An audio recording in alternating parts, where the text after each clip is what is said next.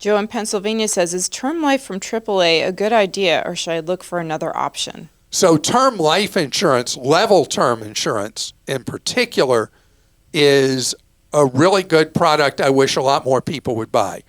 The way it works is insurer contracts with you for typically a 15 to 30-year window, whatever it is you want, sometimes 10-year, but usually 15 to 30.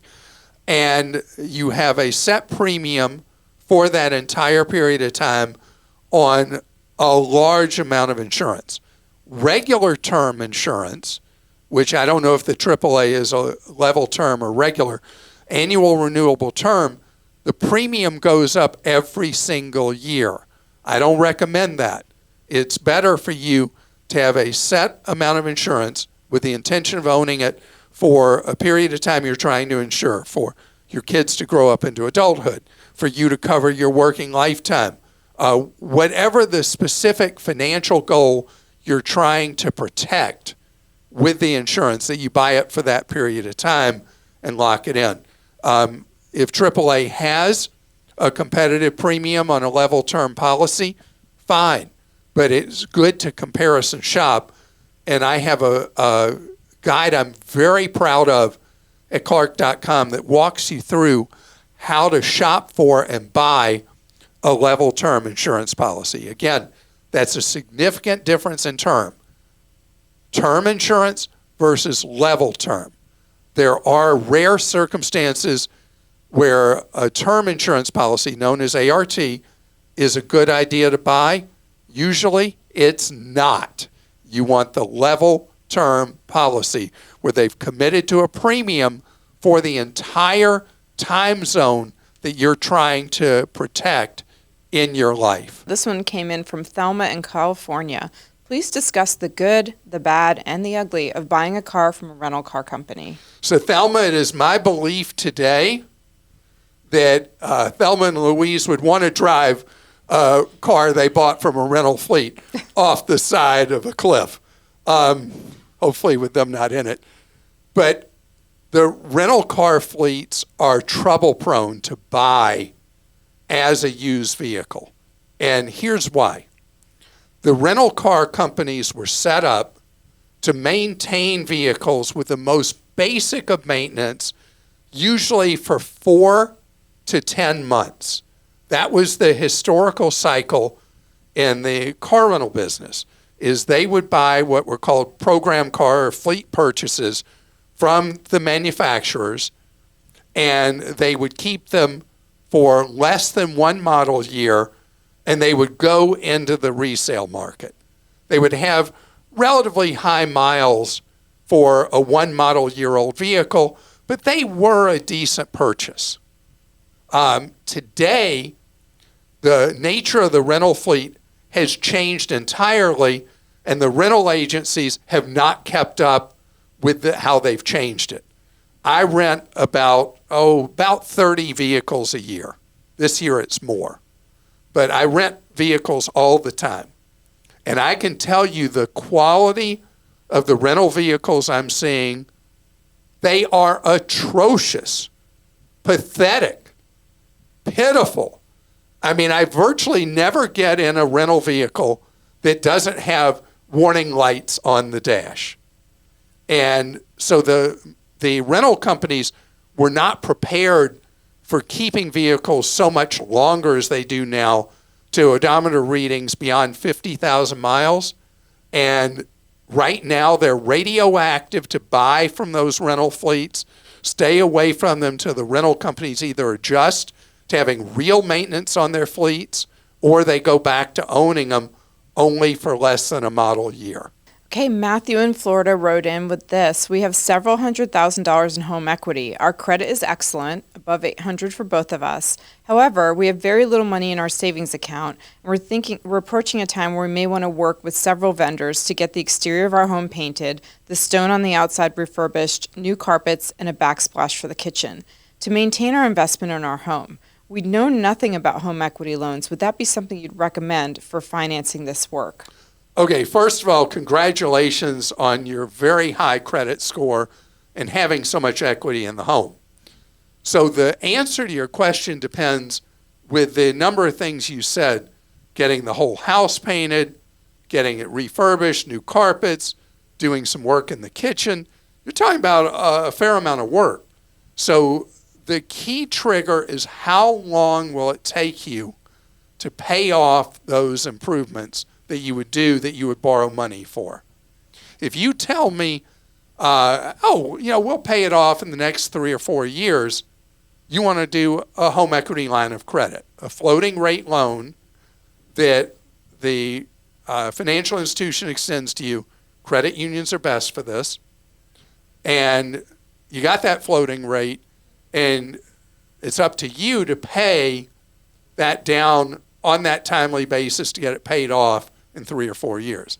If you're saying like we could pay it down in that time, and you're looking at 5 years or more, then you look at a different product that most often the best deals far and away are with credit unions, and that is a home equity loan. These tend to come in 3 flavors: a 5-year loan, a 10-year loan, or a 15. By far the most favorite conditions for those loans are on 5-year. The ugliest conditions are 15-year because the risk to the lender escalates so much. My goal for you, Matthew, would be for you to be able to take out that 5-year home equity loan at a fixed rate and pay it back in 60 payments, and you're done with paying off those improvements. David in Minnesota says, I could use your advice regarding whether I should work on paying my mortgage off early or put extra money into my retirement accounts, a Roth IRA and an inherited Roth IRA. My mortgage is at 2.99%. I owe about $239,000 and the house is probably worth about $360,000. I don't have a ton of extra money, but I have been able to send a few $100s extra to principal for several months now. I'm 63 and plan to retire at 67. Other than the mortgage, I have 0 debt. David, everything you said says put the money towards a Roth IRA. Everything you said. Your age, that you don't have enough money in funds for retirement, your whole emphasis should not be prepaying on a mortgage at 2.99%. It needs to be on building up money in that Roth IRA that will grow tax-free. When you need it, you spend it tax-free. That is the highest priority, and stop prepaying on the mortgage. All right, I got a few car questions for you here, Clark, to go with that. Renee in Florida says, after hearing Clark speak about new and used car prices, I wanted to hear what he thinks about the current new car incentives, specifically in leasing. So, Renee, anytime we talk about leasing, it's a question first of what's your intent. Do you tend to own a car a long time? Do you tend to buy that vehicle and have it, I would consider a long time, 5 or more years in the mentality of how long people keep new cars? If you do, as a general rule, you're better off buying rather than going through a lease. Because then what happens is at the end of the lease, you have to then either turn that vehicle back in or go through the purchase process as already negotiated in that lease. Now, there are times with certain luxury brands or near luxury brands where they use a lease as the backdoor method of discounting. And in those circumstances, as long as the residual value looks like it's going to be a deal, that's the price that you can buy it at in 3 or 4 years, usually 3 years. As long as you prepare yourself to buy it at that point, then it's a backdoor way into you ultimately having a lower cost of ownership. But you're asking for a lot of complexity going into a lease and a lot of fees that you really may not have been prepared for. And so leasing is something that, but if you like to cycle through vehicles in 3-4 years' time, and there's special incentives on the leases, go for it. Saw a lot of Black Friday lease specials advertised when that was going on. Oh, yeah. I mean, well, you know why all these leases? Because the manufacturers have been able to get a little bit lower cost of funds that they can use for these leases. And they've got too much product and a lot of models on the lots. Right, and the year's incentives are about back. the 24s are going to be cheaper because that year's about to turn over. Yeah, so. the 25s, a lot of dealer lots have 24s when the 25s should already be what they've got on their lots. And they got the 24s that the manufacturers need to push out the door, as do the dealers. Anita in Georgia says, I have a 1-year-old Nissan. I've read that Nissan may go out of business in the next year. Would it be in my best interest, financially and car-wise, to trade to another brand and avoid the issues that a dealership that is no longer around may occur? My Nissan is in pristine condition with 10,000 miles on it. It hasn't been in any accidents and maintenance has been kept up with. I don't want to lose too much value should Nissan go out of business. So, Anita, the way the Japanese automakers work is when one of them gets into serious financial trouble or insolvency, the Japanese government engineers a takeover by another Japanese auto brand, or another Japanese auto brand will do some level of investment for partial ownership of the brand. It would be extremely unlikely, even with Nissan's been a long-suffering brand, and for a long time was controlled by the French, and that was only undone in recent years. But Nissan has had a long, long time of trying to find its way financially in a very competitive automotive market. So I would be beyond shocked if Nissan's financial difficulties led to a shutdown of the company and a dissolving of the brand. In owning something for a year, you've already taken a big depreciation hit in that first year of ownership. The vehicle's working fine for you. I would not make a change like that, dumping the vehicle, because I don't think that your scenario you're worried about is likely at all. Mike in Minnesota says, a group of parents want to give our children's daycare teachers something extra for the holidays. The default suggestion is a Visa gift card. I tried to search your website to see why cash is best, but I could not find a great article. Please advise. I'm shallow breathing. The Visa gift cards have been a nightmare for people. As I've detailed in my TV work, as we've talked about here on the podcast and our YouTube show, the Visa gift card product has been a very vulnerable product where you buy the card, you give it to somebody, they're smiling until they're embarrassed or angry when they go to a store and try to use it and there's no money on it. This has been an Achilles heel of gift cards generally, but specifically the Visa gift cards have had a terrible problem with criminals being able to empty those cards the second they're activated, and the recipient who thinks they're getting 50, 100, whatever number of dollars, daycare teacher goes to use it, and they're all excited and thankful for what you gave them, and then there's no money on the card because of the lack of security Visa has on their gift cards. And getting Visa to restore the money after their system has been compromised and that card has no money on it, well, you might as well go out and try to move a mountain by yourself. They're very difficult to work with. So cash is king. Nobody's going to be able to compromise that $20 bill or $40 you give, or whatever amount of money it is you give. The money is rock solid, will be in that teacher's hand, and he or she will be able to use that. The Visa card, though, way too often is fool's gold, ends up being worth nothing. Kenneth in Georgia says, I had the unpleasant experience of having a thief hack into my cell phone account. When I received Some stealing, some swapping. Yep. When I received a notice that something had been changed on my account, I logged in and I couldn't see anything that had been changed. When I received another notice, I logged in again and noticed that the contact email had been changed. I immediately changed it back and updated to a stronger password. Later that night, my wife said she'd been having trouble with her cell phone. She wasn't able to get a call through, and I noticed the phone was only working on Wi-Fi. To my surprise, after logging into my account, I found that the thief had changed my secondary line to an entirely different cell phone model and IMEI number. They made around $25 in calls overseas, where they were apparently located, Russia, we believe. While I still remain confused as to why a thief would go to all that trouble to hack an account across seas instead of locally, I wanted to share this information with my fellow consumers to check everything when you get these notices that something has changed.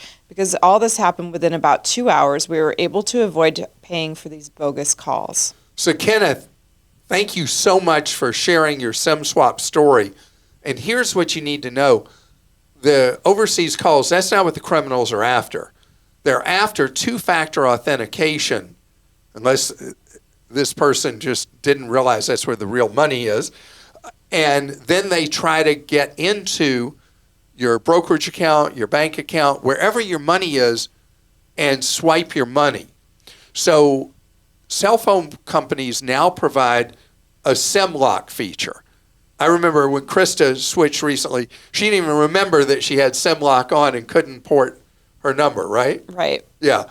So this is a great procedure because it stops the criminals cold who have stolen your account information, gotten into your account with whoever your cell phone provider is, because what they're after is getting that one-time use code that allows them into your account where they can then move money out that is very difficult to ever recoup.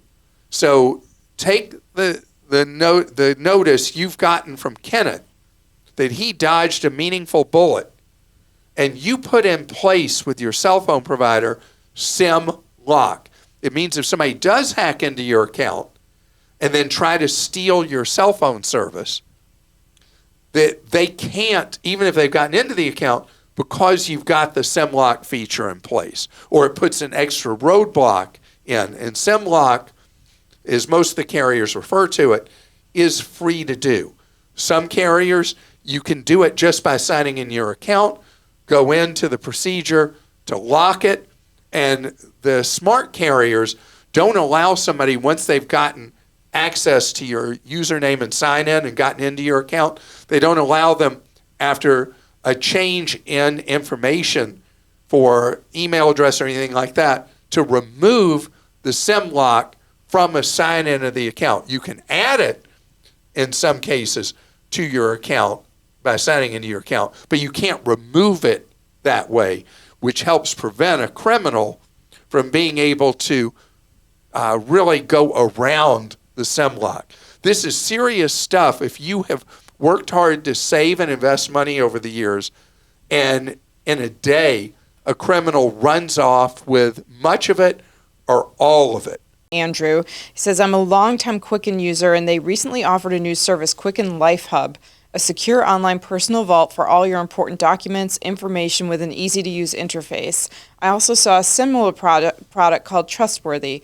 Does Clark or your team have any experience or recommendations in this area? Today, I use a combination of backup drives, Dropbox, and paper to store my important information, so I'm looking for a more organized and secure option.